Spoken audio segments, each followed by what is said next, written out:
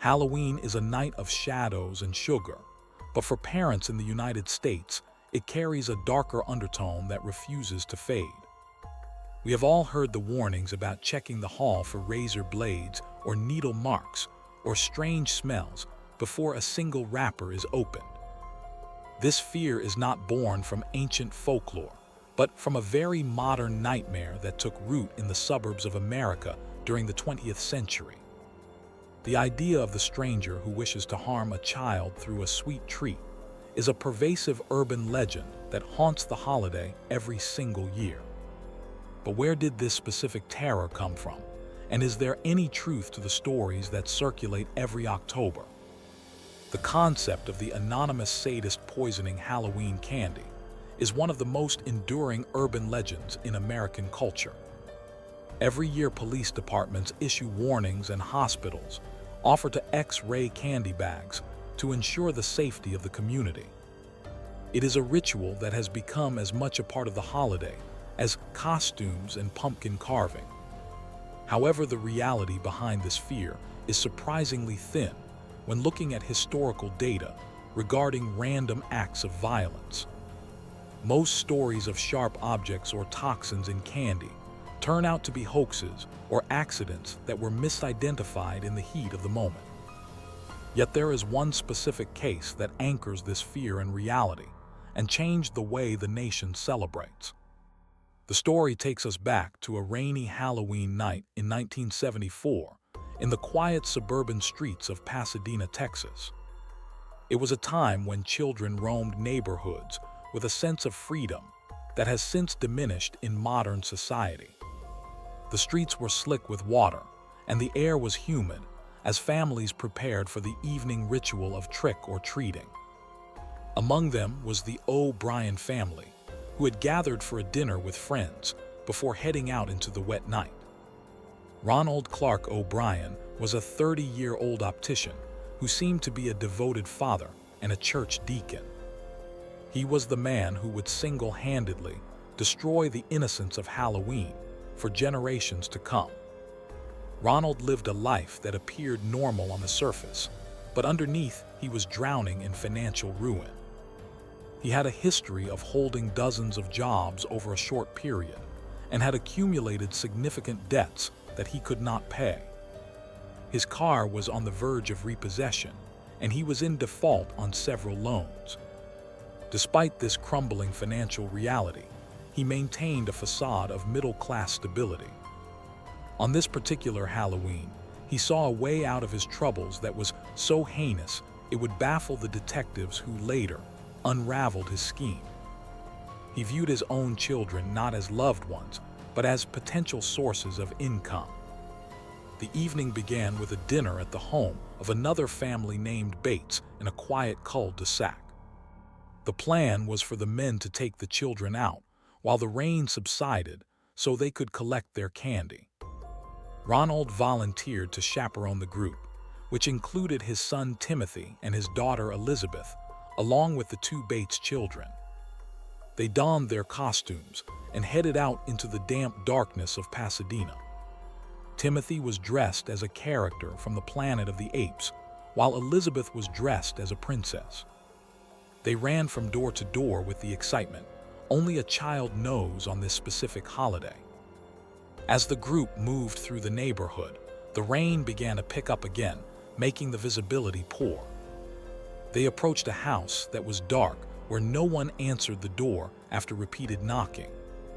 The children grew impatient and ran off to the next house, leaving Ronald behind in the shadows of the porch. He stayed there for a moment longer than necessary, while the rest of the group moved down the block. When he eventually caught up with the children, he was holding 5 large plastic tubes of powdered candy known as Pixy Stix. He claimed that the rich neighbors in the dark house had finally answered and given him the treats. Ronald distributed the giant plastic straws of sugar to the children in his group. He gave one to his son Timothy and one to his daughter Elizabeth. He also gave one to each of the Bates children. In a gesture that would later be scrutinized, he also handed the 5th Pixy Stix to a young boy he recognized from church who had joined them briefly. Ronald played the role of the benevolent father, securing the best treats for the group. The large, colorful tubes were a prized catch for the children, who were eager to tear them open. No one suspected that these plastic tubes were the delivery mechanism for a lethal weapon. The group returned to the Bates home after the rain became too heavy to continue. The children dumped their haul onto the floor to sort through the chocolates and gums and hard candies. Ronald was present and watching closely as the sorting process began. The atmosphere was festive and loud with the excitement of the holiday. However, Ronald seemed particularly interested in when the children would consume their treats. He was not just a passive observer, he was waiting for a specific moment. The timeline of events that followed would be reconstructed minute by investigators in the days to come. Before they left to go home, Timothy asked to eat some of his candy. Ronald agreed but told him he could only have one piece before bed. Timothy chose the giant Pixy Stix that his father had handed him earlier that night. The boy struggled to get the stapled end of the plastic tube open. The staple was difficult to remove, so he asked his father for help. Ronald took the tube and helped loosen the powdered sugar inside. Timothy tipped his head back and poured the sugary powder into his mouth. He complained immediately that it tasted bitter and strange, but his father gave him cool aid to wash it down.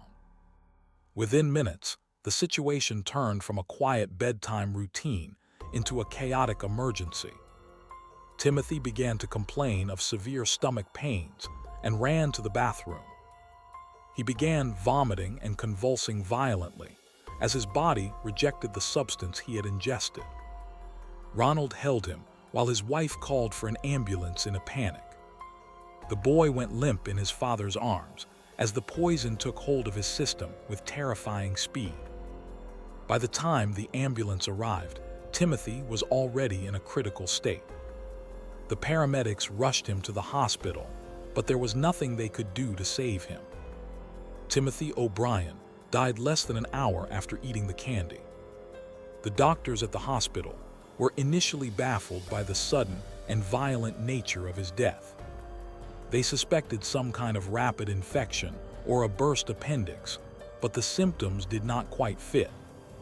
It was the pathologist at the morgue who first detected the faint scent of almonds coming from the body. This is the telltale olfactory signature of cyanide poisoning. The medical examiner ordered immediate toxicology tests to confirm the suspicion. The results were shocking and confirmed that the boy had consumed enough potassium cyanide to kill 2 grown men. Panic spread through Pasadena as news of the poisoning hit the local airwaves. The police believed they were dealing with a madman who was handing out poisoned candy to random children in the neighborhood. Officers were dispatched to the streets to use loudspeakers to warn parents to confiscate all candy immediately. The fear that is now associated with Halloween was born in those early morning hours of November 1st. Parents terrified for their own children raided the candy stashes and threw everything away. The police focused their efforts on finding the mysterious house where Ronald claimed he got the Pixy Stix. Detectives questioned Ronald extensively about the house where he obtained the treats. He described the location, but claimed he could not remember the exact address or the face of the person who gave them to him. Police officer walked the neighborhood with him trying to retrace his steps. Eventually, they identified the home of a man named Courtney Melvin as the dark house. However, Melvin was an air traffic controller who had been at work until late that night. Over 200 people at his workplace confirmed his alibi. This was the first crack in the story that Ronald had constructed. While the police investigated the source of the candy, they also scrambled to recover the other 4 Pixy Stix. They found the one given to Elizabeth and the 2 given to the Bates children still unopened. The fifth stick was in the possession of the boy from the church. Police rushed to his house and found the boy asleep, holding the tube of poisoned sugar in his hand. He had been unable to pull the staple out due to the strength of the seal. That rusted staple was the only thing that saved his life. All 5 tubes were opened in the lab, and the top 2 inches of each were found to be packed with cyanide. As the investigation deepened, the behavior of the grieving father began to raise red flags. Detectives learned that Ronald had called his insurance agent the very morning after his son died. He asked about collecting the payout on a life insurance policy he had taken out on Timothy. This callous inquiry made so soon after the tragedy shifted the focus of the investigation entirely. The police began to look into his financial background and discovered the mountain of debt he was hiding. They found that he was on the brink of total financial collapse and had been desperate for money. The detectives uncovered a series of life insurance policies that Ronald had taken out on his 2 children in the months leading up to Halloween. The total value of the policies was roughly $60,000, which was a significant sum in 1974. He had taken out these policies without his wife knowing, and had paid the premiums despite defaulting on other loans. The motive was becoming chillingly clear. He intended to kill his own children to collect the insurance money and pay off his debts. The other children were merely collateral damage intended to cover his tracks. Further evidence began to mount against Ronald as police probed his recent activities. They discovered that he had visited a chemical supply store in Houston, asking about purchasing cyanide. When the clerk told him the smallest amount he could buy was 5 pounds, Ronald left without buying anything. However, witnesses at his workplace recalled him asking questions about the lethal dose of cyanide and how undetectable it would be. A chemist who worked near him remembered Ronald asking specifically about where to obtain poison. The net was tightening around the man. The press was now calling the Candyman. The police theorized that Ronald had laced the candy with cyanide himself. He had likely used a knife to cut open one end of the plastic tubes, removed some of the sugar, and replaced it with the powdered poison. He then resealed the tubes with a stapler, which explained why the children had such trouble opening them. The fact that he gave the poisoned candy to other children, including the boy from church, was a calculated move to make the death look like the work of a random madman. It was a cold and calculated plan that relied on the innocence of children and the chaos of Halloween. Ronald Clark O'Bryan was arrested and charged with 1 count of capital murder and 4 counts of attempted murder. The trial began in 1975 and drew national attention. The prosecution painted a picture of a man who was evil personified, a father who would sacrifice his own flesh and blood for money. They presented the evidence of the debts, the insurance policies, and the testimony regarding his interest in cyanide. Ronald maintained his innocence, claiming he was being framed by the real killer who was still out there. His defense was weak against the overwhelming circumstantial evidence. The courtroom was packed every day with spectators who wanted to see the man accused of such a monstrous crime. The jury listened to the testimony of the friends who were with him that night and the police officers who unraveled his lies. The most damning evidence was the timeline and the fact that the man in the dark house could not possibly have given out the candy. The defense tried to argue that Ronald was a victim of circumstance, but the jury was not swayed. It took them only 46 minutes to deliberate and return a guilty verdict. The sentencing phase was swift, and the jury sentenced Ronald Clark O'Bryan to death by electrocution. The judge declared that he had abused the most sacred trust between a parent and a child. Ronald was sent to death row in Huntsville, Texas, where he would spend the next decade appealing his conviction. He became one of the most hated men in the Texas prison system, Even among other criminals, his crime was considered particularly repulsive. He continued to claim his innocence until the very end, but his appeals were systematically rejected by the courts. During his time on death row, Ronald was interviewed multiple times by the media. He presented himself as a martyr and a misunderstood Christian man. He never expressed remorse for the death of his son because he refused to admit he had caused it. His wife divorced him shortly after the trial and remarried, trying to distance herself and her surviving daughter from his legacy. The community of Pasadena tried to heal, but the scar left by the crime was permanent. Halloween celebrations in the area were subdued for years afterwards, with many parents refusing to let their children trick or treat at all. The execution date was set multiple times and stayed by last-minute appeals. Finally, on March 30, 1984, his time ran out. Crowds gathered outside the Huntsville Unit Prison cheering for his execution. Some demonstrators wore Halloween masks and chanted "trick or treat" while waiting for the news. It was a macabre scene that reflected the deep anger the public felt toward him. Shortly after midnight, Ronald Clark O'Bryan was executed by lethal injection, as the method had changed from electrocution during his time on death row. In his final statement, Ronald claimed that he forgave everyone involved in his execution and maintained his innocence to the last breath.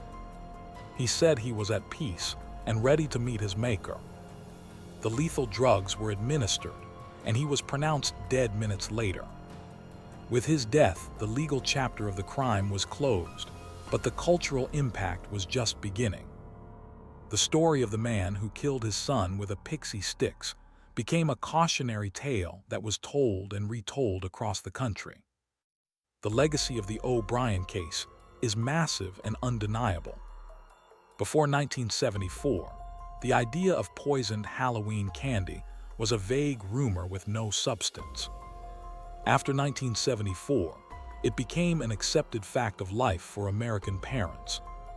The case is the primary reason why we now have strict rules about only accepting wrapped candy, and why community events often replace door-to-door trick or treating. It fundamentally altered the psychology of the holiday, shifting it from a night of community trust to a night of suspicion and vigilance. Sociologists and folklorists have studied the O'Bryan case extensively. They note that it is the only confirmed case of a child dying from poisoned Halloween candy given by a family member. There are no confirmed cases of strangers poisoning random children on Halloween, with fatal results. Despite this, the myth persists, because the O'Bryan case proved that the evil is possible. It validated the worst fears of parents, even though the threat came from inside the home, rather than from a stranger in the shadows. The fear of the stranger is a powerful psychological tool. It is easier to believe in a random maniac than to accept that a father could kill his own son for insurance money. The O'Bryan case is often misremembered as a stranger danger incident, which fuels the urban legend. When people retell the story, they often leave out the part about the father and focus on the poisoned candy itself. This distortion of the facts helps keep the myth of the Halloween sadist alive, serving as a grim warning to each new generation. In the decades since the crime, there have been other scares involving sharp objects or tampering, but none have resulted in a death like the O'Bryan case. Most incidents are traced back to pranks by the children themselves or family disputes. Yet the ritual of inspecting candy remains. It serves as a way for parents to feel they have control over an uncontrollable world. The inspection is less about finding poison and more about assuaging the anxiety planted by the memory of 1974. Today, the grave of Timothy O'Bryan lies in a cemetery in Houston, a quiet reminder of the tragedy. The boy who just wanted some candy before bed became the victim of one of the most callous crimes in American history. His death ended the era of an open and trusting Halloween. The holiday is still celebrated with joy, but the shadow of the Candyman lingers in the background. Every time a parent hesitates before letting a child eat a piece of candy, they are reacting to the ripples caused by Ronald Clark O'Bryan. The poisoned Halloween candy myth is a unique example of how a single true crime event can spawn a nationwide panic that lasts for half a century. It shows the power of fear and how quickly a narrative can take hold of the public consciousness. While the monsters we fear are usually imaginary, the O'Bryan case reminds us that real monsters do exist. They do not always wear masks or hide in dark houses. Sometimes they are the ones holding our hand and walking us down the street in the rain.